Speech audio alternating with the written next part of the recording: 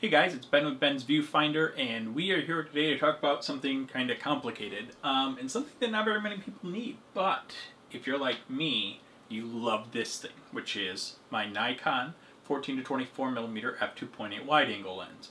As a nature photographer, or as a person who likes to shoot architecture and things like that, I couldn't live without my wide-angle lens. I shoot probably 70% of my photographs with this thing. I love my wide-angle lens. There's one big problem with this wide-angle lens. This is built in this hood, which means there's no way to put filters on this. That's a big deal. That's a big problem. And there is a company who has created a solution for this, but it is a very expensive solution. But if you love nature photography and you love having a good wide-angle lens like this, and you need an answer, these people have it. Now, the company is FotodioX that makes this, and it's called the WonderPana system. I don't know why they call it that. And this is what it looks like. This big ol' honking thing right here, actually, let me put my lens cap back on. As you can tell, I don't rehearse these things. So I can show you this. It's in two pieces. When it's all together, this thread's on here. So this is it. This big, huge thing is going to be on the end of your lens. Now, these are extra parts, so you can take these off. These brackets on each side here are held on by screws on the back here, and you can take these off if you want to. These allow you to hold graduated neutral density filters, which is nice. And then this also, when you take off the lens cap, has a normal thread, albeit a massive one at 145mm. And the reason it's this big, the reason it is this insane, is that due to the extreme wide-angle nature of a 14mm wide-angle lens, you have to get a ways out before you are not intrusive upon the photograph. And some people still say they see a little bit of vignetting with this. I haven't experienced it, and if it is there, it's nothing I've been able to fix in Photoshop very easily. So, when you get this thing, you wonder how this is going to look while it's on the lens, and I can do that for you too. Just going to take a little bit of finicking here. So you actually take your lens cap off of your 14mm and you replace it with this. And so you're going to take your back thing, it's going to drop over the back of the lens and through. And you're going to see it's up here like this. And then your top part, your front lens cap, goes over the front of the lens like that. And then you screw in your ring here, and that's how it holds itself on the lens, if I can ever get it to tighten down. There we go. So now this becomes your new lens. It's insane, and it's humongous, and it's a big pain in the butt to carry around. But it actually gets worse too when you use the square filters. But it does allow me to use filters, and they are very nice to have. So this is what it looks like when you're looking at the lens, which is dusty. And I'll show you the filters now so you can get an idea of what those look like. Now, just this part here, just the kit with no filters, costs $250. It's insane, I know. So that's that. Next you have the filters. This is the square filter. As you can tell, it's humongous. I'll take it out of the package here in a second. This is the round filter. Also huge. I'll show you the round one first so you can get an idea of what it looks like, a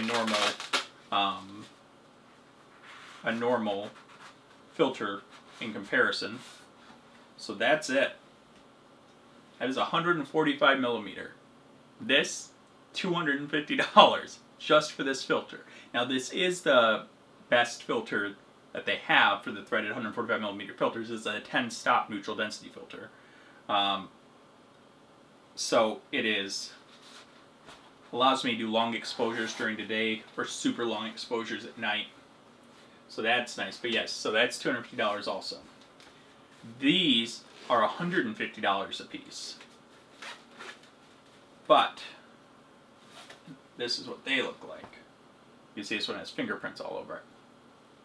Now, this one I got has a gradual transition between my dark and my light. So if you're shooting things with like buildings or mountains or something a little bit in the horizon, you don't want that a very defined line going through your photo. You use something like this.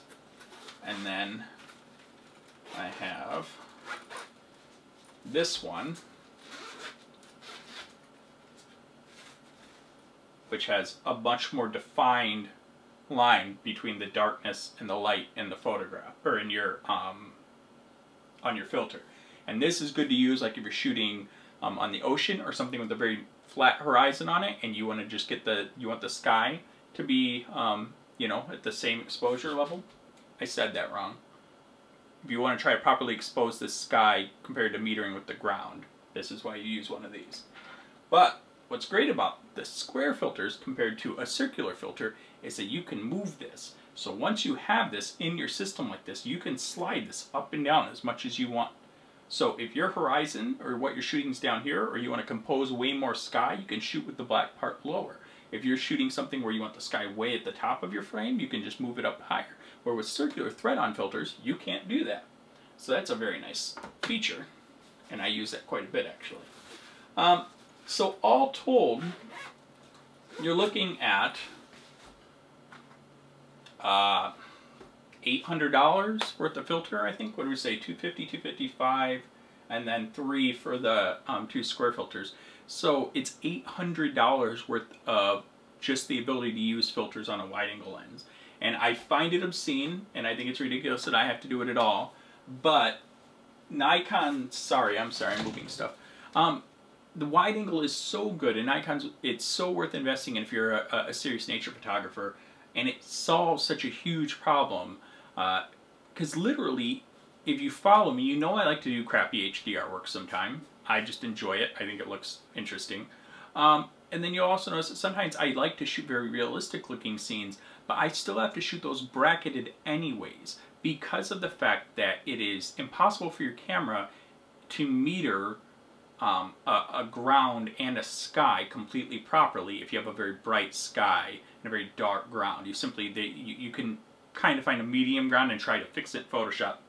But if you want to take one true image where your sky and your ground are properly exposed, then you need something like a graduated filter to be able to make that work properly. And so this solves that issue, and I think it's very good, it's well built. The one downfall, other than the fact that it's humongous and it's way overpriced, these screws on the back here, there's supposed to be 3 of these, and I have some extras and I just haven't put them on yet. So if you do buy this and you do decide you want it, make sure you screw these screws on very tightly, because I lost 2 of them during my last trip. Luckily, I really kind of cranked down on these other ones pretty good and made sure that they were in there tight, and I haven't lost those. I haven't had any problems since then. But usually I'm careful about not over-tightening things because I worry about causing problems or breaking things. So, but I obviously wasn't quite stern enough with them. So if you do get them, be careful with those little screws, because they will disappear. And you can get replacements, and they actually send you a couple of extras with the kit when you buy them in case something like that happens. But just thought you guys should know both sides of the story. So that is the FotodioX WonderPana 66 for the Nikon 14-24 f2.8, if you're curious what it's actually called.